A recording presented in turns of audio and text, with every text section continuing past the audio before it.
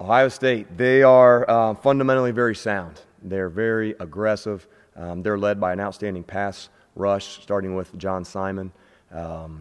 Do a tremendous job of keeping everything in front, playing their base technique. But they play extremely fast. They run through people. So it's going to be a very good challenge for our offense, but one that I know our kids are excited for.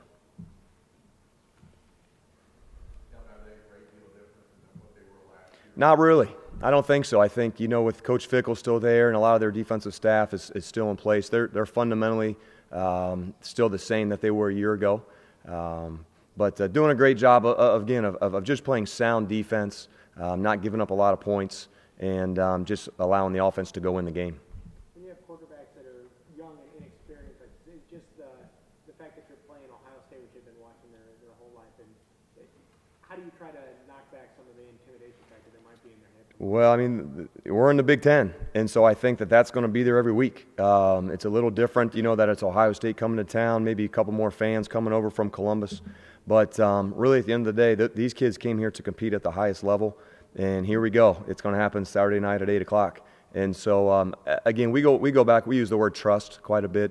Just trust your technique, trust the coaching, trust all the repetitions that you've had, and just go out and play ball and try to execute better in the second half than we did last week. You got two really smart kids at quarterback, and they've obviously been here a bit now. But are you guys constrained in any way in terms of the playbook?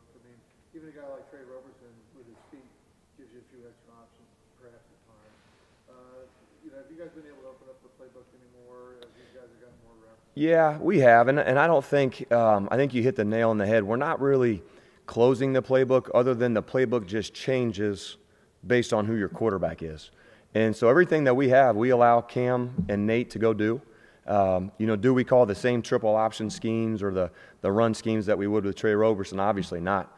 But those kids are doing a tremendous job of managing the game plan each week, of going through their reads and their progressions. So I'm very pleased from a mental standpoint with what both those kids have done so far. Are they maybe, advanced for their age and experience level? Because Cam's obviously approached you guys this level too, in terms of maybe handling all those details that a quarterback, is tasked with every week? I think that they are. Now, this is my first time coaching the quarterbacks. But again, I played the position. I think those two kids are light years ahead. I think back to where I was my freshman and sophomore year in college, and these guys would have blown me out of the water. And I'm very pleased with just their maturity level, how they've handled themselves. But, at the end of the day, you go back, it's just like last year. The only way you can get those guys experience is by putting them out there and letting them go make plays.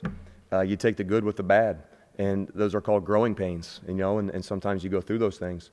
But very pleased with where they are from a maturity standpoint, from a knowledge standpoint. Now, from a physical nature, they still need to grow and get stronger. And that experience factor just only comes with playing in games.